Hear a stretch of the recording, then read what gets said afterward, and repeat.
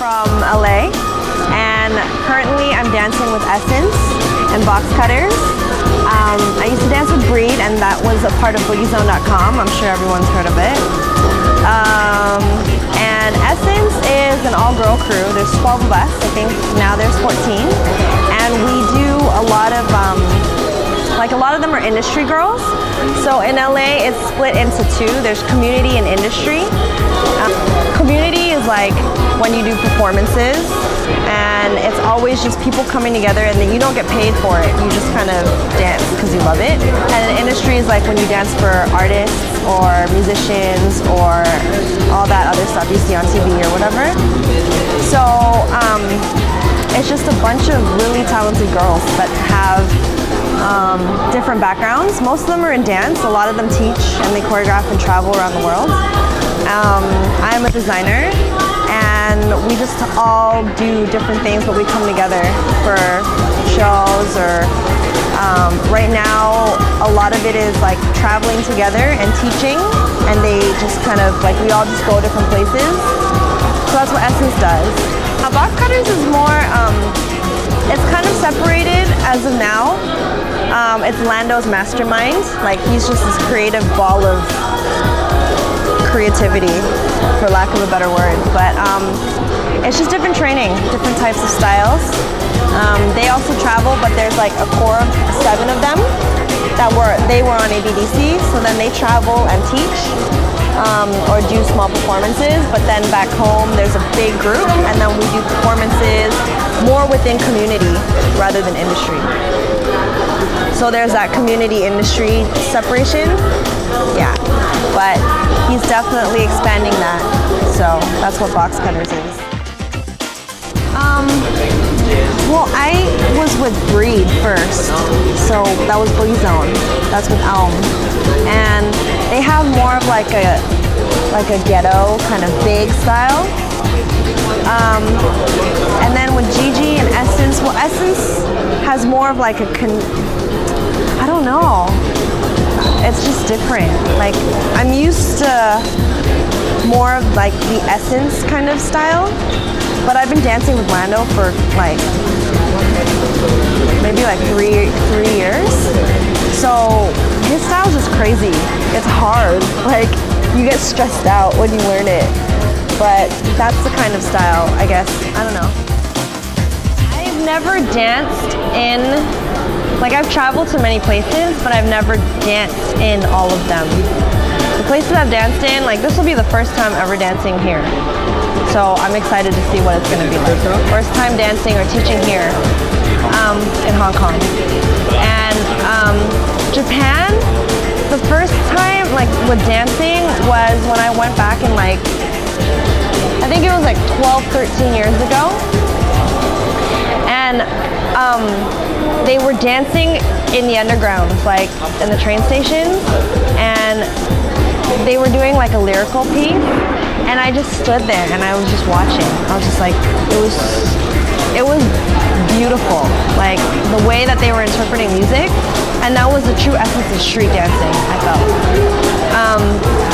I never got a chance to take classes at BDC there, so I don't know yet, but judging from the people that come to LA that are Japanese, they're nasty, dude. They're so good. They're so dedicated. They have heart. Like they want to learn and they love dance. So that's what Japan, Hong Kong, yeah, I don't know. We'll find out.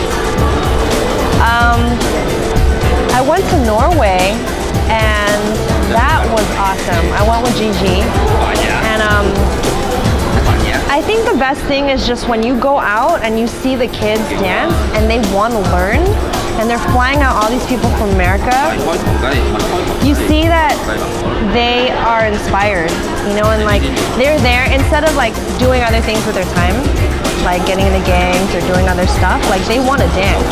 And when they have kids learning, like, or when you get to teach people, when you get to inspire them and they want to be there, it's one of the best feelings ever. Like it's really fulfilling. You know that you're able to touch someone or inspire someone or just even affect like start a small chain reaction in what they end up doing with their future. So that's how I feel so far. I started it in 2007. I went to school in New York. I went to Parsons, did fashion school, came back to LA, and I was the first like fashion, not like street fashion, but high-end fashion in the dance circuit, I guess. And I did a very concept line, like it wasn't streetwear. It's about the ugly duckling. Like that's the whole point of this company. It's the ugly duckling story. Do you know what that is? You know the ugly duckling story? And it's about like not conforming. And if you, like everyone's gonna be ugly at a time in their life, you know? And if you believe in yourself enough, it doesn't matter what people say. It doesn't matter what people do to you. As long as you go with your dream, you're gonna become that swan, you know? And that was the point of the collection. It was showing that story through clothing on stage. And then I did fashion shows in Hollywood. And then I actually started talking to Sean Evaristo, and he helped like out in terms of idea processing. He's like really good with talking ideas, just like any ideas. Like he's so creative. And back then, like we talked about it, and then that's how the name The Other Duck came out. So I definitely give him credit for that, like helping me with the name of it. And then I started doing streetwear, so just like sweats and tees initially, and then it started getting bigger in the dance industry. And so that's where I'm at now. There is The Other Duck, which is streetwear, and then there's The Other, which is the high-end, more fashion, like forward kind of stuff. All the tailored stuff, like you know, jackets or pants, like the low crotch stuff. It's really Japan and European inspired. So I had a black line called the Monologic line that came out in 2008, and I just kept doing shows, and that's how it started getting more developed in the dance industry. Okay, in terms of my shirts, all of them have a message. Like, you need to take the time to really get to know them. Like, just like my website's not up right now, but I have this shirt, which is, this is one of them, but it's one of the older ones. And it's just theotherduck.com. Like, that's graphic and bold. And then I have the duck. Oh shit, it's not in here, but it's like the entire duck. It's like a body of it, and that's the logo. I have other shirts that have different meaning, like messages behind it. I just have to show it to you. It's kind of hard to say it. But most of them is about like, you know, trying to be the best person you can be, creativity, originality, passion, truth, respect, integrity. Like all these shirts have a message behind it. It was online, so people from everywhere around the world could buy it, but it was online only. So now my goal this year is to get it into stores. Like I want to get it into just like 2 or 3 stores around the world. So like, you know, if it's in Hong Kong, you can only get it in 1 store, or if it's like, you know, it'll be exclusive like that.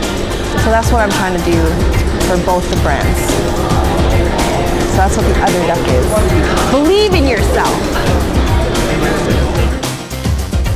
Support BEATZKID because I believe in what they stand for in terms of trying to bring together a community in Hong Kong. And I think that's one of the most important things. When you're able to create a platform to bring different people together, that's something that's worth putting the time into, either seeing what they're producing or just like learning about other things. I'm Cheryl Koo of The Other Duck. Please come to BEATZKID.com.